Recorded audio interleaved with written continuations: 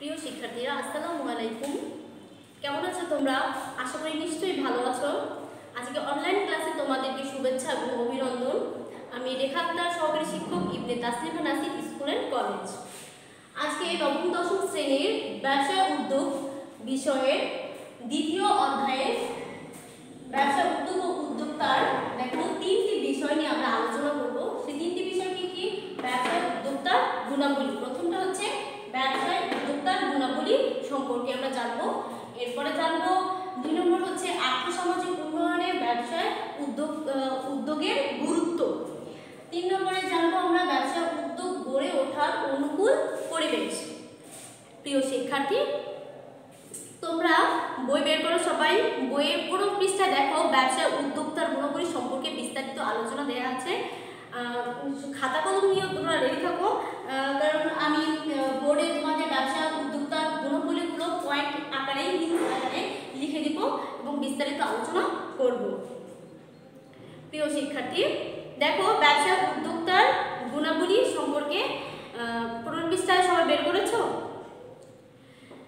ব্যবসা উদ্যোগের বৈশিষ্ট্য আলোচনা থেকে উদ্যোক্তার গুণাবলী সম্পর্কে বেশ ধারণা লাভ করা যায়।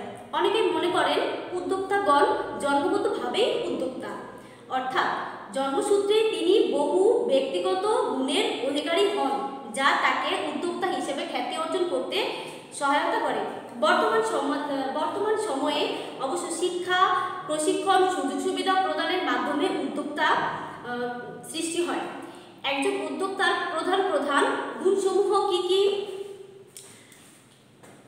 ব্যবসা উদ্যোক্তার গুণাবলী।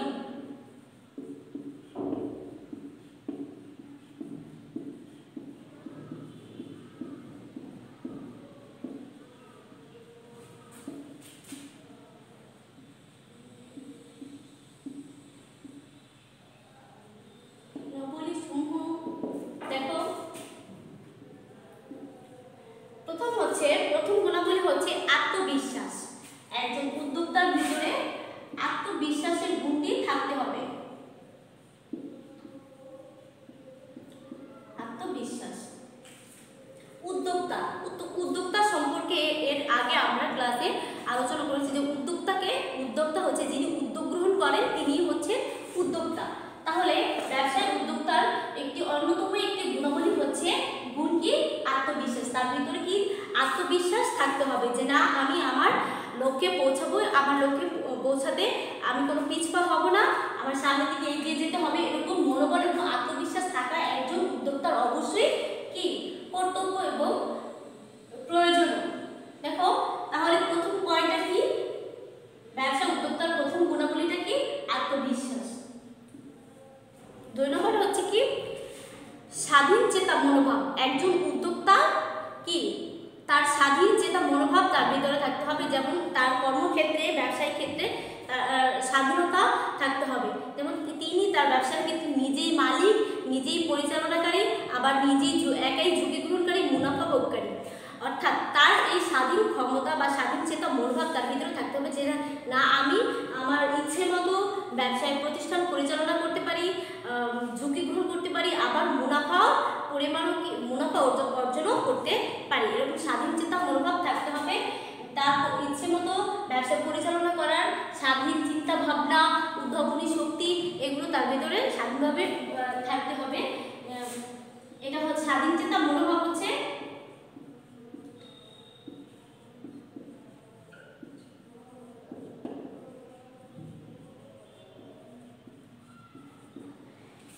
স্বাধীন চেতা মনোভাব হচ্ছে একজন উদ্যোক্তার অন্যতম একটি গুণাবলী। 3 নম্বরটা হচ্ছে উদ্যোগ।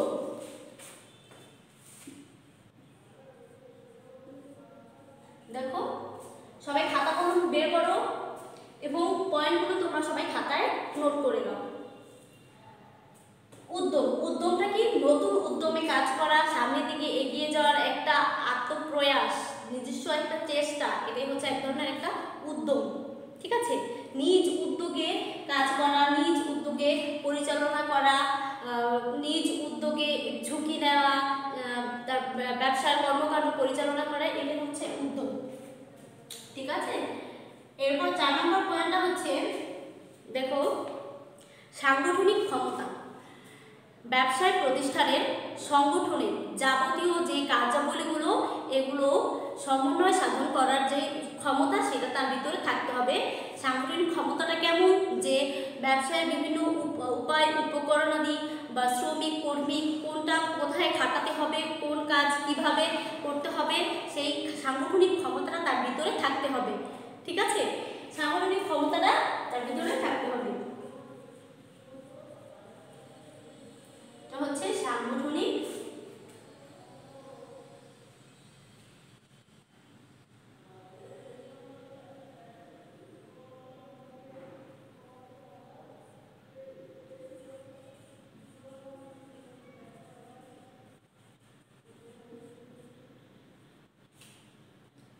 সাংগঠনিক ক্ষমতা। তার প্রিয় শিক্ষার্থীরা, আমরা ইতিমধ্যে কয়টি পয়েন্ট পেয়ে গেলাম? 1 নম্বর পেয়েছি আত্মবিশ্বাস, 2 নম্বর পেয়েছি স্বাধীন চেতা মনোভাব, 3 নম্বর পেয়েছি উদ্যম, 4 নম্বরে আছে সাংগঠনিক ক্ষমতা। সংগঠনের উপায় উপকরণ, কর্মচারী শ্রমিক নিয়োগ, অর্থ শ্রম কিভাবে কোথায় কিভাবে নিয়োজিত করতে হবে, বিভক্তিকরণ কোথায় কোথায় কোনটা খাটতে হবে, সেটার যে সাংগঠনিক ক্ষমতা সেটা একজন উদ্যোক্তার মধ্যে থাকতে হবে। এরপরে আছে যে একাগ্রতা, নিজ কাজে একাগ্রতা থাকতে হবে। কি একাগ্রতা?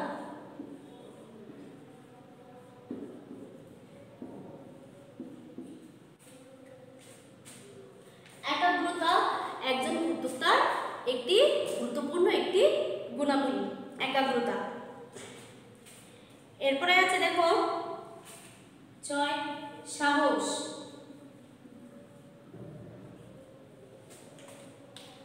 একটি ব্যবসা প্রতিষ্ঠান তৈরি করার ক্ষেত্রে বিভিন্ন বাধা বিপত্তি আসবেই, তবুও কি সাহস নিয়ে সামনের দিকে এগিয়ে যেতে হবে, এটা এই মনোভাব তার ভিতরে থাকতে হবে।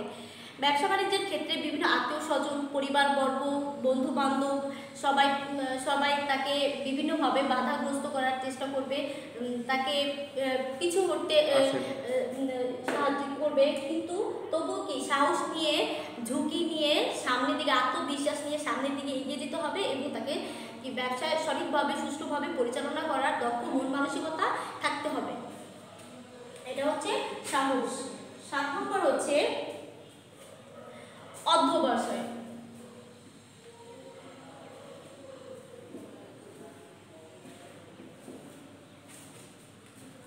অধ্যবসায়টা কি?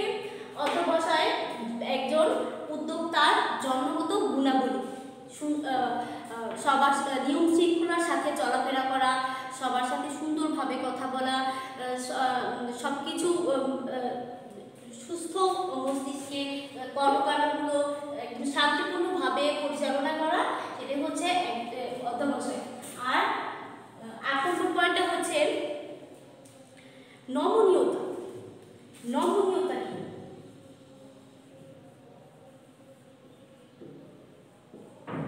নমনীয়তা একজন উদ্যোক্তার একটি অন্যতম গুণাবলী। নমনীয়তা নর্ম ভদ্র আচরণ তার ভিতরে থাকতে হবে। এটি একজন উদ্যোক্তার জন্মগত একটি বৈশিষ্ট্য। তার জন্মগতভাবে বৈশিষ্ট্যটি থাকতে পারে, কিংবা একজন উদ্যোক্তা সৃষ্টি হওয়ার পরও তার ভিতরে এই বৈশিষ্ট্য এই গুণাবলীগুলো সৃষ্টি হতে পারে। এরপরে আছে দেখো 9 নম্বরে আমি আগের পয়েন্টগুলো মুছে দিচ্ছি, তোমরা নিশ্চয়ই খাতায় এতক্ষণে নোট করেছো, আগের পয়েন্টগুলো আমি মুছে দিচ্ছি।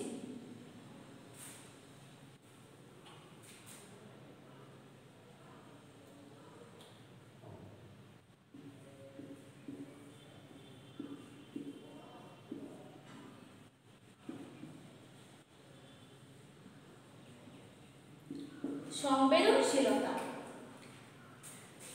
সংবেদনশীলতা একজন উদ্যোক্তার একটি গুণাবলী। সংবেদনশীলতা তার আচরণে সংবেদনশীল হতে হবে, তার কর্মকাণ্ড কি সংবেদনশীল তাকে হতে হবে। সংবেদনশীলতা তার একটি সংবেদনশীলতার গুণাবলীটি তাকে কি করে দক্ষভাবে ব্যবসা প্রতিষ্ঠান পরিচালনা করতে সাহায্য করে। এরপরে আছে 11 নম্বরে উদ্ভাবনী শক্তি।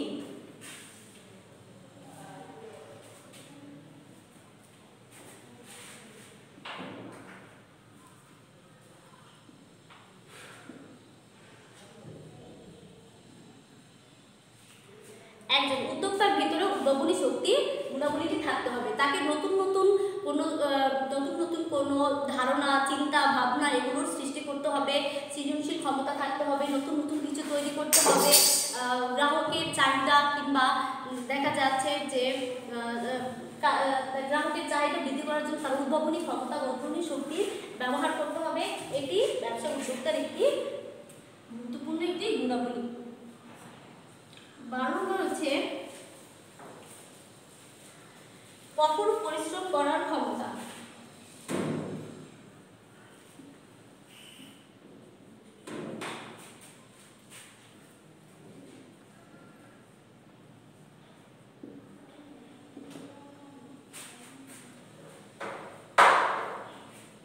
কঠোর পরিশ্রম করার ক্ষমতা। আমরা জানি যে একটা কথা জানি যে পরিশ্রম সাফল্যের চাবিকাঠি। পরিশ্রম ছাড়া কেউ জীবনে উন্নতি করতে পারে না। আর একজন উদ্যোক্তার ক্ষেত্রে তো কখনোই সম্ভব না, কারণ একজন উদ্যোক্তাকে সবসময় সর্বদা কঠোর পরিশ্রমী হতে হয়। তার নিরলস পরিশ্রমের মাধ্যমেই তার সফলতা আসে। এজন্য একজন উদ্যোক্তার এই কঠোর পরিশ্রম করার ক্ষমতা থাকতে হবে, মন মানসিকতা থাকতে হবে। পরিশ্রম করার জন্য তাকে সর্বদা প্রস্তুত থাকতে হবে। এটি উদ্যোক্তার একটি গুণাবলী। এরপরে আছে 12 নম্বর বৈশিষ্ট্য গেল। এখন 13 নম্বর বৈশিষ্ট্য।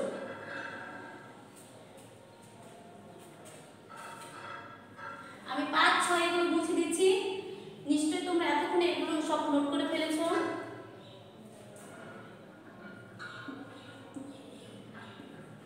13 নম্বর গুণাবলী হচ্ছে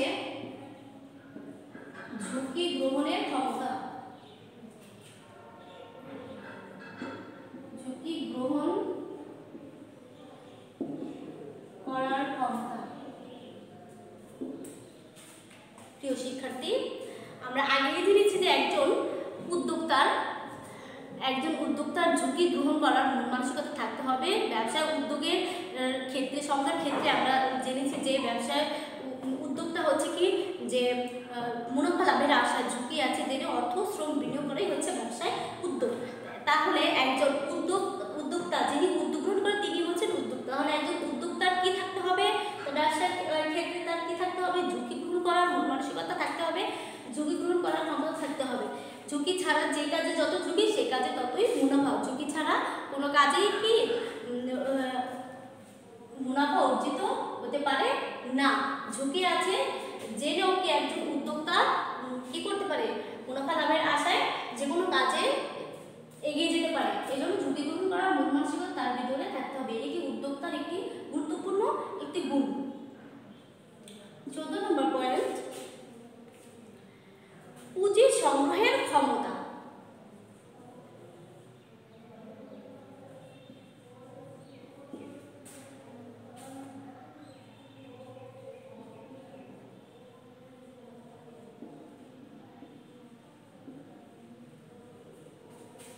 পুঁজি সংগ্রহের ক্ষমতা। 14 নম্বর পুঁজি সংগ্রহের ক্ষমতা। আমরা জানি যে কোনো ব্যবসায় গঠন করার ক্ষেত্রে স্বল্প পুঁজি নিয়েও ব্যবসায় সংগঠন পরিচালনা করতে হয় বা গঠন করতে হয়।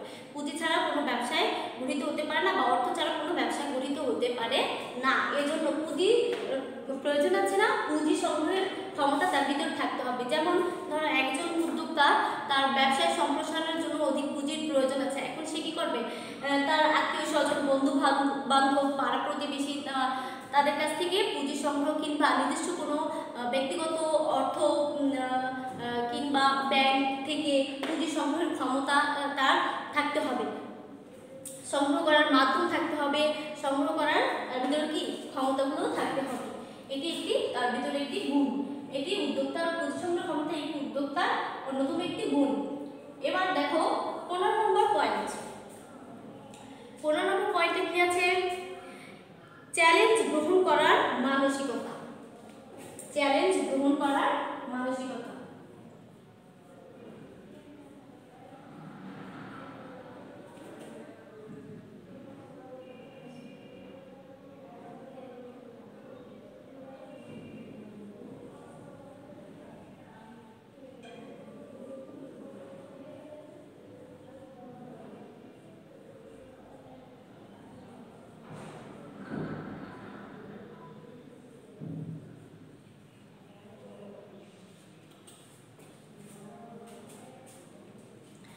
চ্যালেঞ্জ গ্রহণ করার মানসিকতা। উদ্যোক্তা সর্বদাই চ্যালেঞ্জমূলক কাজ করতে আনন্দ পায়। প্রতিযোগিতামূলক কাজ করতে, চ্যালেঞ্জমূলক কাজ করতে তার আনন্দ হয়। যেমন একজন উদ্যোক্তা তার পাশাপাশি অন্য একজন উদ্যোক্তাকে দেখে সে কী করবে, ফলো করবে, তার থেকে সে কী করবে, আরও বেশি ভালো তার ব্যবসায় সফলতা অর্জনের জন্য সে চ্যালেঞ্জমূলক কাজে আগ্রহী থাকবে। এর জন্য চ্যালেঞ্জমূলক গ্রহণ করার মানসিকতা তার ভিতরে থাকতে হবে। এটি অন্যতম একটি গুণাবলী। উদ্যোক্তা চ্যালেঞ্জমূলক কাজ করতে অনেক আনন্দ পায়। এছাড়া দেখো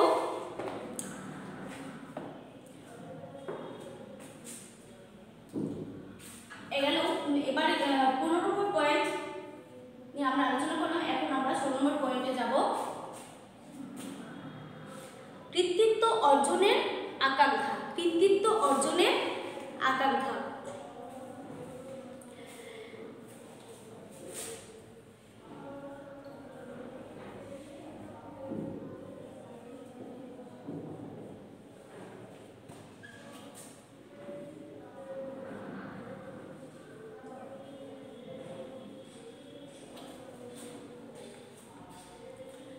কোনো উদ্যোক্তা কাজের সাফল্য অর্জনের ক্ষেত্রে তীব্র আকাঙ্ক্ষা তাদের চরিত্রের একটি অন্যতম একটি গুণ। কাজের সাফল্যের জন্য বা কৃতিত্ব অর্জনের জন্য কি করতে পারে, নিরলস পরিশ্রম করতে পারে, এটি তাদের অন্যতম একটি গুণ। কৃতিত্ব অর্জনের আকাঙ্ক্ষা তাদের ভিতরে মানসিক তাড়নার সৃষ্টি করে, যার ফলে সে কি ব্যবসায় সফলতা অর্জনের জন্য যে কোনো উপায়ে কি করে, নিরলস পরিশ্রম করতে কি বাধ্য থাকে এবং নিরলস পরিশ্রম এবং অর্থ বিনিয়োগের মাধ্যমে সে কি করে, তার ব্যবসার সফলতা নিশ্চিত করতে পারে। কৃতিত্ব অর্জনের আকাঙ্ক্ষা তাহলে দেখা গেল যে উদ্যোক্তার একটি গুণ। এবার দেখো 17 নম্বর পয়েন্ট, আমি আগের পয়েন্টগুলো মুছে দিচ্ছি।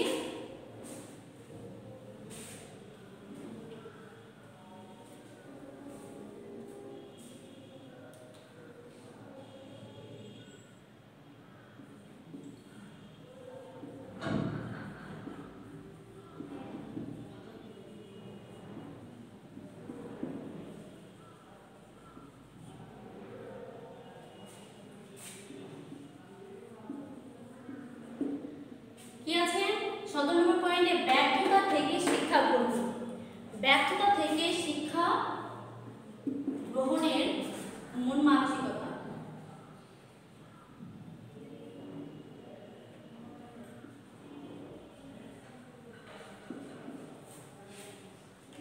ব্যর্থতা থেকে শিক্ষা গ্রহণের মন মানসিকতা। কোনো কারণে একজন উদ্যোক্তা প্রথমবার ব্যর্থ হলে ব্যর্থতার কারণ খুঁজে বের করে এবং তা থেকে সাফল্য অর্জনের উপায় খুঁজে বের করে। এ থেকে কি হয়, যে ব্যর্থতা থেকে শিক্ষা গ্রহণের মন মানসিকতা। সে প্রথমবার ব্যর্থ হয়ে কখনোই পিছু হটে যায় না, পরবর্তী পর্যায়ে আরও ভালো করার জন্য, সাফল্য অর্জন করার জন্য সামনের দিকে এগিয়ে যায় এবং ব্যর্থতার কারণগুলো খুঁজে বের করে নির্বাচন করে এবং তা থেকে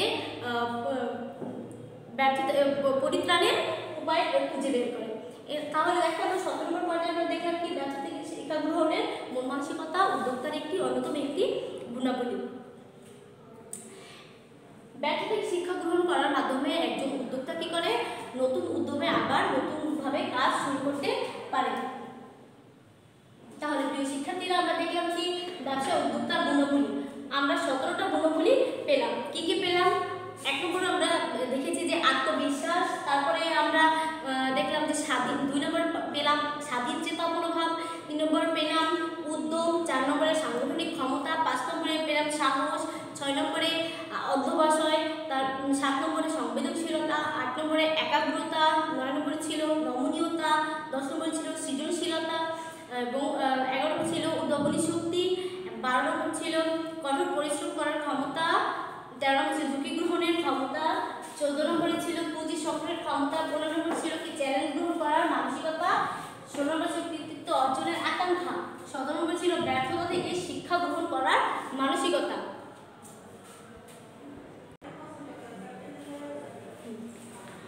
প্রিয় শিক্ষার্থীরা, এখন আমরা 2 নম্বর পয়েন্ট নিয়ে আলোচনা করব। 2 নম্বর পয়েন্টে আছে কি আর্থসামাজিক উন্নয়নে ব্যবসায় উদ্যোগের গুরুত্ব। আর্থসামাজিক উন্নয়নে ব্যবসায়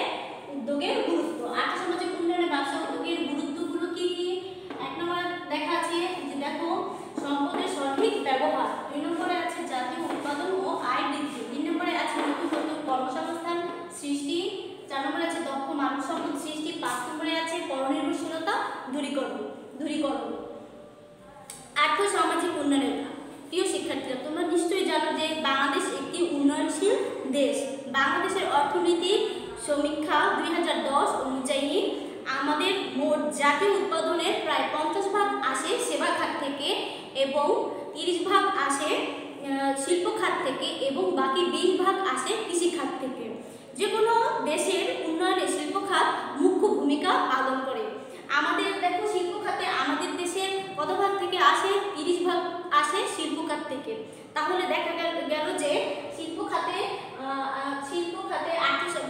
আর্থ-সামাজিক উন্নয়নে ব্যবসা উদ্যোগের ভূমিকা অত্যন্ত গুরুত্বপূর্ণ। ব্যবসা উদ্যোগের মাধ্যমে শিল্প খাত সমূহ সকল খাতেরই উন্নয়ন সম্ভব। ব্যবসা উদ্যোগের নিম্নোক্তভাবে আমাদের দেশের আর্থ-সামাজিক উন্নয়নে অবদান রাখতে পারে সম্পদের সঠিক ব্যবহার। প্রথমটা হচ্ছে কি? সম্পদের সঠিক ব্যবহার। ব্যবসা উদ্যোগ আমাদের দেশের প্রাকৃতিক সম্পদ ও মানব সম্পদের সুষ্ঠু ব্যবহার নিশ্চিত করে।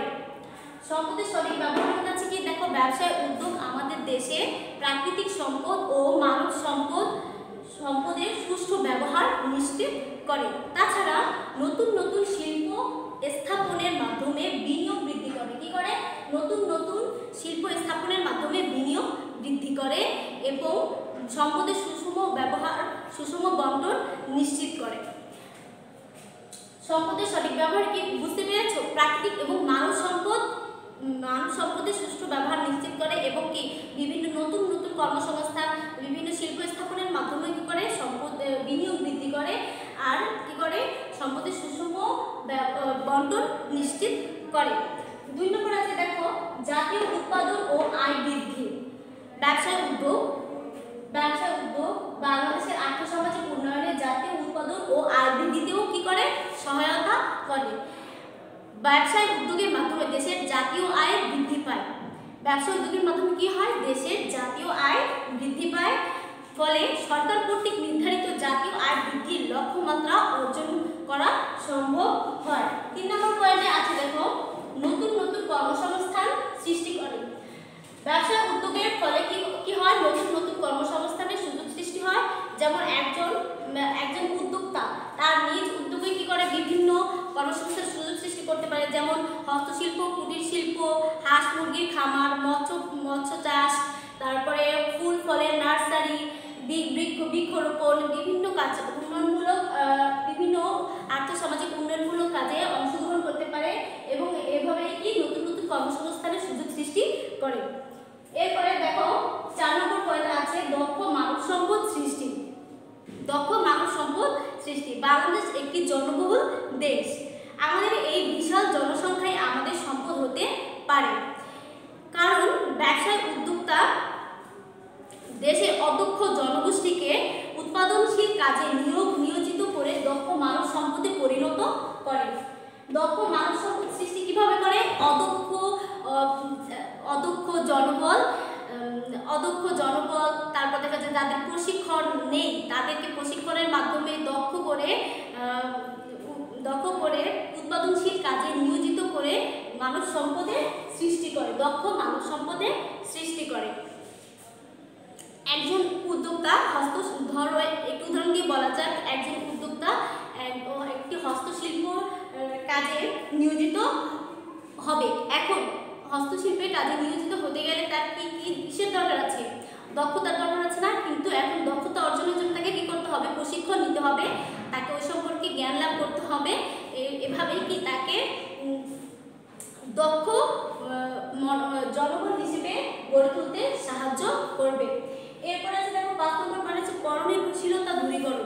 ব্যবসা উদ্যোগের মাধ্যমে আমরা আমাদের পরনির্ভরশীলতা অনেকাংশেই দূরীকরণ হ্রাস করতে পারি। ব্যবসা উদ্যোগের সঠিক ব্যবহারের মাধ্যমে আমরা একদিন অর্থনৈতিকভাবে স্বাবলম্বী হতে পারবো। ব্যবসা উদ্যোগের মাধ্যমে আমরা পরনির্ভরশীলতা অনেকাংশে কি করতে পারি? দূরীকরণ করতে পারি এবং ব্যবসা উদ্যোগের সঠিক ব্যবহারের মাধ্যমে আমরা একদিন অর্থনৈতিকভাবে কি স্বাবলম্বী হতে পারি। পরনির্ভরশীলতা দূরীকরণ কিভাবে? ব্যবসা উদ্যোগের ফলে দেখো ব্যবসা উদ্যোগটা এরকম যে বিভিন্ন ক্ষেত্রে সহায়তা করে আমাদের, যেমন সরকারি, বেসরকারি, ব্যক্তিগত, মালিকানাগত বিভিন্নভাবে সহায়তা করে।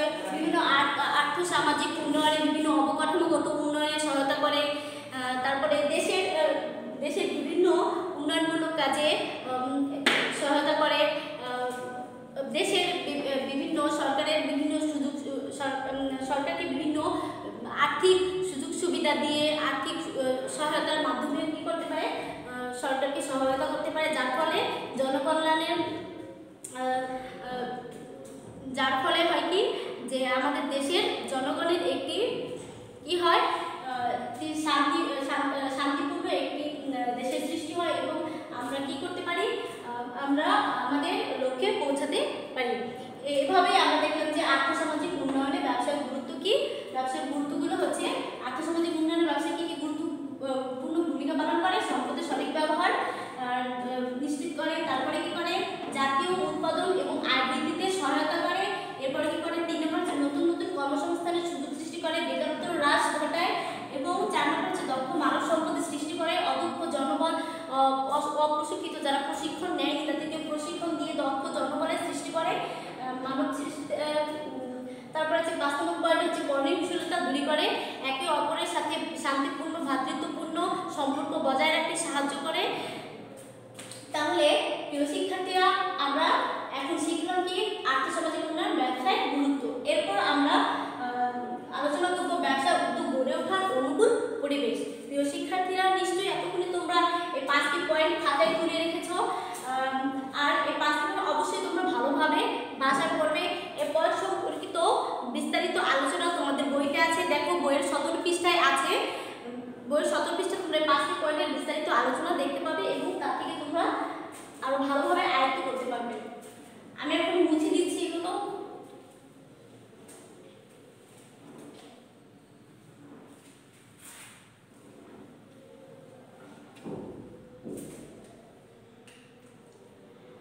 এখন আমরা আলোচনা করব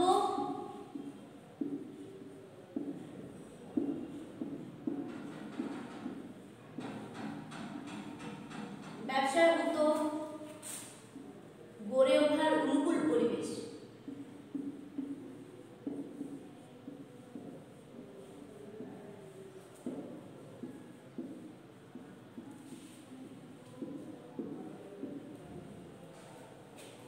প্রিয় শিক্ষার্থীরা, তোমরা দেখতে পাচ্ছ যে 3 নম্বর পয়েন্টে এখন আমরা আলোচনা করব কি ব্যবসা উদ্যোগ গড়ে ওঠার অনুকূল পরিবেশ।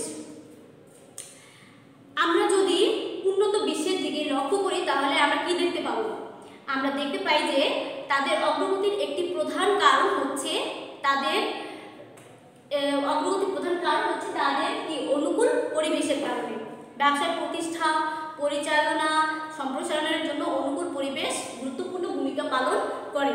আমাদের দেশে মেধা, মনন ও দক্ষতার খুব বেশি ঘাটতি নেই, শুধুমাত্র অনুকূল পরিবেশের অভাব রয়েছে, যার কারণে আমাদের অগ্রযাত্রা ব্যাহত হচ্ছে।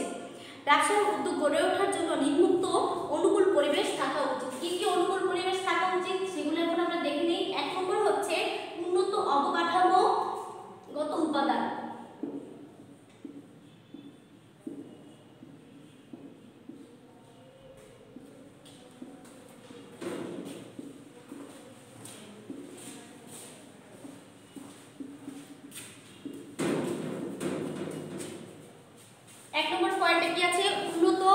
অবকাঠামোগত উপাদান। ব্যবসা পরিচালনার জন্য আনুষঙ্গিক কিছু সুযোগ সুবিধা যেমন বিদ্যুৎ, গ্যাস, যাতায়াত ব্যবস্থা দরকার। ব্যবসায়ের অনুকূল পরিবেশ সৃষ্টির জন্য সকল উপাদান থাকা বাঞ্ছনীয়। ব্যবসার উন্নত অবকাঠামোগত উপাদান কি কি? বিদ্যুৎ, গ্যাস, যাতায়াত ব্যবস্থা। দেখা যায় যে আমরা আমাদের সম্প্রতি যেখানে উন্নত ব্যবস্থা ভালো, গ্যাস, বিদ্যুতের সুযোগ সুবিধা ভালো, আমরা কিন্তু সেখানেই কি বেশি আগ্রহী থাকি যাওয়ার জন্য। দেখা যায় যে তোমরা কখনো মার্কেট করতে গেলে বা কোনো কিছু কেনাকাটা করতে গেলে যেখানে দেখবে যে যাতায়াত ব্যবস্থা ভালো, বিদ্যুৎ ব্যবস্থা, গ্যাস ব্যবস্থা ভালো, তোমরা কিন্তু সেখানেই যাবে। কিন্তু এই উন্নত ব্যবস্থার দিকেই কিন্তু তোমরা ধাবিত হবে। কখনোই কিন্তু তোমরা যাবে না যে অনুন্নত জায়গা, যাতায়াত ব্যবস্থা খারাপ, ওইখানে যেতে অনেক কষ্ট, সেখানে কিন্তু কখনোই তোমরা যাও না। এক্ষেত্রে তো আমরা বুঝতে পারি যে উন্নত অবকাঠামোগত উপাদানের ক্ষেত্রে কি অনুকূল পরিবেশটা খুবই বাঞ্ছনীয়, খুবই দরকার। অনুকূল পরিবেশের কারণেই কিন্তু একটি ব্যবসা প্রতিষ্ঠানে অনেক সাফল্য অনেকাংশেই নির্ভর করে। এবার আমরা দেখে নেওয়া যাক 2 নম্বর পয়েন্টে কি আছে, সরকারি পৃষ্ঠপোষকতা।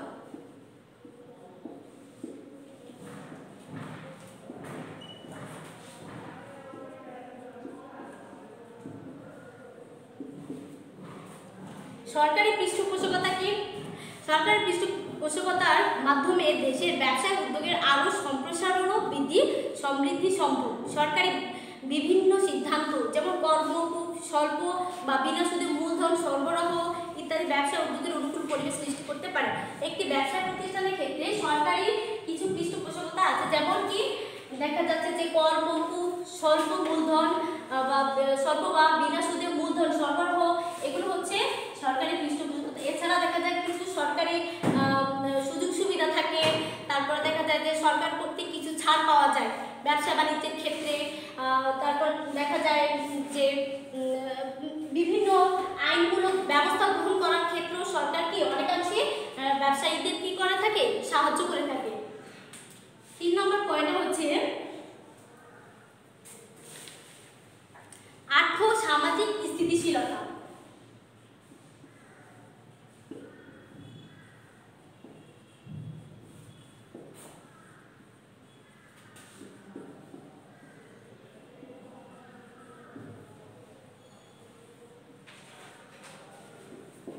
প্রিয় শিক্ষার্থীরা, 3 নম্বর পয়েন্টে তোমরা অবশ্যই দেখতে পাচ্ছ যে আর্থসামাজিক স্থিতিশীলতা। আর্থসামাজিক স্থিতিশীলতা কি?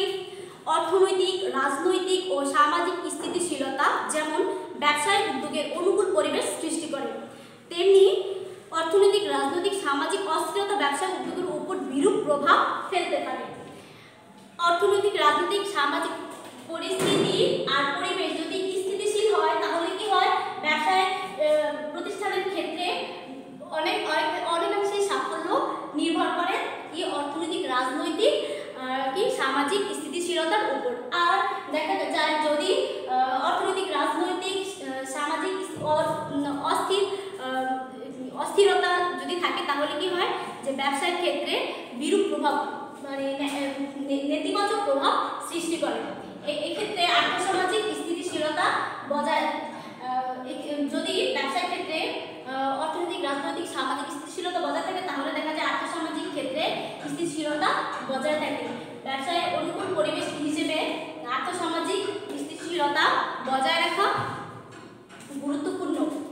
এরপরে দেখা যাক 4 নম্বর পয়েন্ট কি আছে, অনুকূল আইন শৃঙ্খলা পরিস্থিতি। কি আছে? অনুকূল আইন শৃঙ্খলা পরিস্থিতি।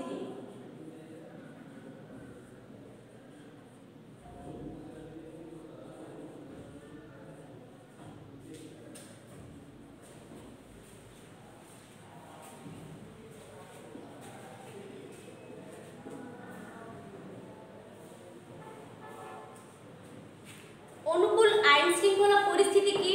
আইন শৃঙ্খলা পরিস্থিতি অনুকূল ব্যবসা ব্যবস্থাপনা ও স্থাপন ও পরিচালনার ক্ষেত্রে সহজ হয়। অন্যদিকে অস্থিতিশীল আইন শৃঙ্খলা পরিস্থিতি ব্যবসা স্থাপন ও পরিচালনার ক্ষেত্রে মারাত্মকভাবে হুমকি সৃষ্টি করে। আইন শৃঙ্খলা পরিস্থিতি দেখো, ব্যবসা উদ্যোগ গড়ে ওঠার অনুকূল পরিবেশের অনুকূল আইন শৃঙ্খলা পরিস্থিতি গুরুত্বপূর্ণ ভূমিকা পালন করে। দেখা যায় যে আইনগত বৈধতা মেনেই কিন্তু একটি ব্যবসা প্রতিষ্ঠান তৈরি করতে হয়। আইনগত বৈধতা মেনে একটি ব্যবসা প্রতিষ্ঠান তৈরি করলে যে কোনো বিপদে আপদে গিয়ে আইন শৃঙ্খলার সাহায্য সহযোগিতা নেওয়া যায়, কিংবা সহযোগিতার ফলে কি করা যায়, বিভিন্ন বাধা বিপত্তি মোকাবিলা করা যায়। এই অনুকূল আইন শৃঙ্খলা পরিস্থিতি, এই অনুকূল পরিবেশটা যদি না থাকে ব্যবসার ক্ষেত্রে, এই সুযোগ সুবিধা যদি না পাওয়া যায় তাহলে কি হয়, ব্যবসা উদ্যোগে বা ব্যবসা প্রতিষ্ঠানের ক্ষেত্রে সাফল্য ব্যাহত হয়। 5 নম্বর পয়েন্টে আছে পর্যাপ্ত পুঁজি প্রাপ্যতা।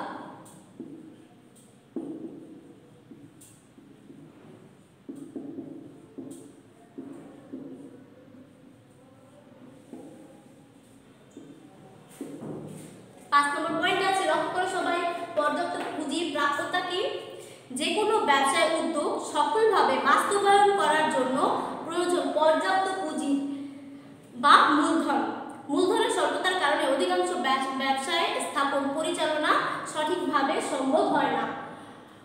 অধিক মূলধন বা অধিক পুঁজির কারণে কিন্তু একটি ব্যবসা প্রতিষ্ঠানের সম্প্রসারণ বৃদ্ধি পায়, মুনাফা বৃদ্ধি পায় এবং সর্বশেষ কি সাফল্য অর্জিত হয়। আর পর্যাপ্ত পুঁজির অভাবে কিন্তু একটি ব্যবসা প্রতিষ্ঠানের সাফল্য সঠিকভাবে কি নিশ্চিত হয় না এবং কি অনেক সময় দেখা যায় যে ঝুঁকির মুখে পড়তে হয় এবং মুনাফা অর্জিত হয় না, কাঙ্ক্ষিত মুনাফা অর্জিত হয় না। এজন্য কি পর্যাপ্ত পুঁজির প্রাপ্যতা থাকতে হবে। এটি ব্যবসায় উদ্যোগ গড়ে ওঠার অনুকূল পরিবেশের একটি গুরুত্বপূর্ণ একটি উপাদান। 6 নম্বরে আছে দেখো প্রশিক্ষণের সুযোগ।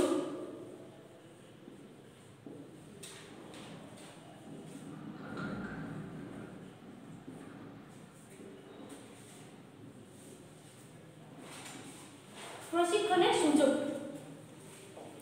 প্রশিক্ষণের অভাবে অনেক সময় ব্যবসা প্রতিষ্ঠান সঠিকভাবে পরিচালনা করা হয় না, কর্মকাণ্ড পরিচালনা করা হয় না, যার কারণে কি হয় ব্যবসার সাফল্য ব্যাহত হয়।